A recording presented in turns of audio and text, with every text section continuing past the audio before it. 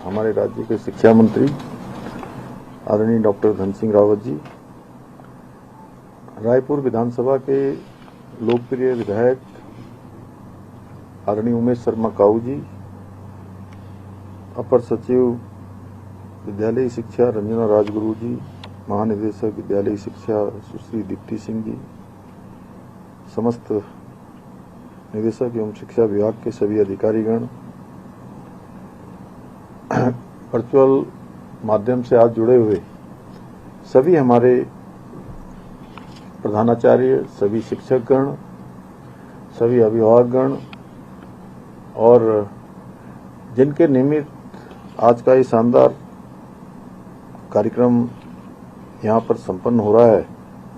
ऐसे सभी मेरे प्रिय छात्र एवं छात्राएं, TCIL एवं क्रियान्वयन एजेंसी एपस एंड डिवाइस के सभी प्रतिनिधिगण, सभी मीडिया के मित्र, मैं आज के इस अवसर पर उपस्थित सभी का मैं हृदय से स्वागत करता हूं, आप सभी का अभिनंदन करता हूं। आज का ये दिन हमारे राज्य के शैक्षणिक इतिहास में एक स्वर्णिम अध्याय के रूप में अंकित होने जा रहा है। आज हम एक ऐसे ऐतिहासिक पल के साक्षी बन रहे हैं जो न केवल प्रदेश की शिक्षा व्यवस्था को मजबूती प्रदान करेगी, बल्कि आने वाली पीढ़ियों के भविष्य की आधारशिला रखने में भी बहुत सहायक सिद्ध होगी। ये हम सभी के लिए बहुत प्रसन्नता का विषय है कि आज हम प्रदेश के 840 सरकारी विद्यालयों में वर्चुअल एवं स्मार्ट क्लासरूम की स्थापना करने जा रहे हैं। ICT योजना के अंतर्गत इन विद्यालयों में 1680 वर्चुअल कक्षाएं स्थापित की जा चुकी हैं। साथ ही देहरादून के रायपुर में स्थित नवोदय विद्यालय में 2 अत्याधुनिक केंद्रीय वर्चुअल स्टूडियो भी स्थापित किए गए हैं। मुझे प्रसन्नता है कि मैं आप सभी के साथ आज इस नवीनतम स्टूडियो के माध्यम से आप सभी प्रिय छात्र छात्राओं से, अपने कर्णधारों से, भविष्य के विभिन्न क्षेत्रों में जाकर अपनी सेवाएं देने वाले अमृतकाल के सभी सारथियों को मैं यहां से आज संवाद उनके साथ स्थापित कर पा रहा हूं।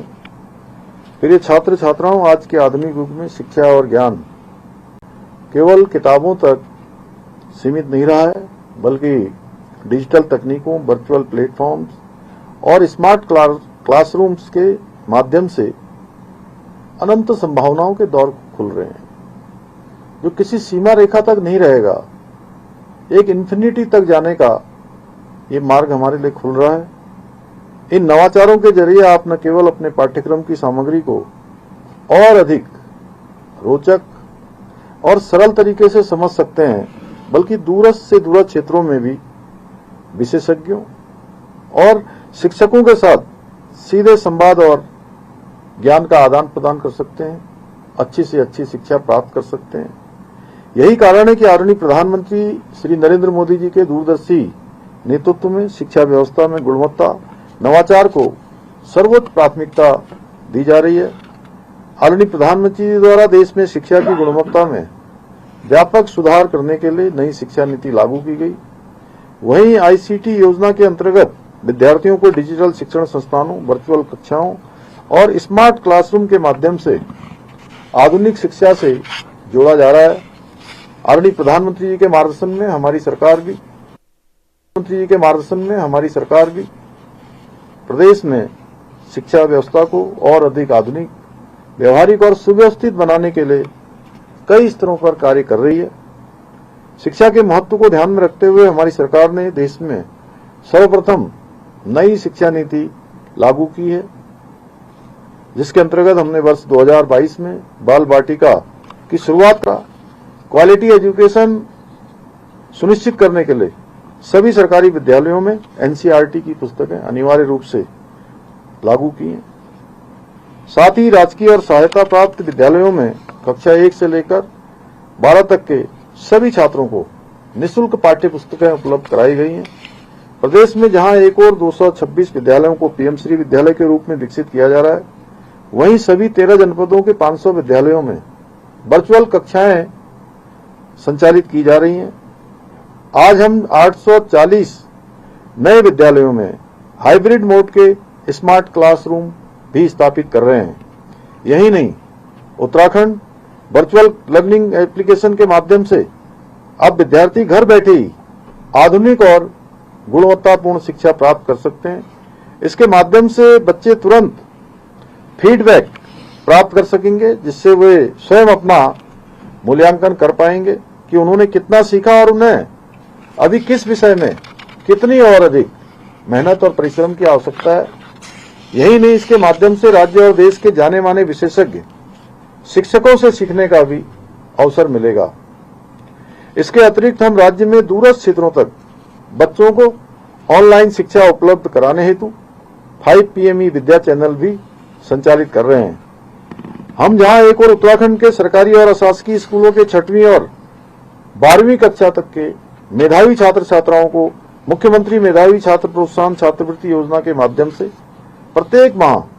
छात्रवृत्ति प्रदान कर रहे हैं, वहीं राज्य के बच्चों के व्यक्तित्व के विकास के उद्देश्य से राज्य के प्रत्येक विकासखंड के 10वीं और 12वीं के मेधावी छात्रों को भारत भ्रमण पर भेजने की शुरुआत भी हमने की है। यही नहीं, राज्य के माध्यमिक विद्यालयों में 8 ट्रेड्स में व्यावसायिक शिक्षा भी प्रारंभ की गई है, जिसमें 42,000 से अधिक छात्र छात्राएं कौशल आधारित शिक्षा से लाभान्वित हो रहे हैं। मुझे ये बताते हुए अत्यंत प्रसन्नता हो रही है कि राज्य में पहली बार